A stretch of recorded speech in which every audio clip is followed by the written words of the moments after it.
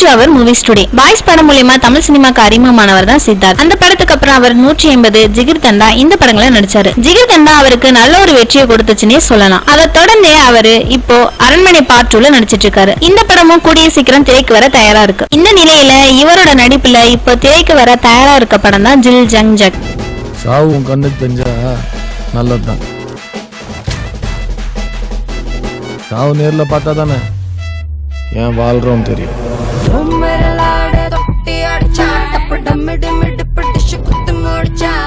India பாகிஸ்தானுக்கு நம்ம match fixing பண்றோம்.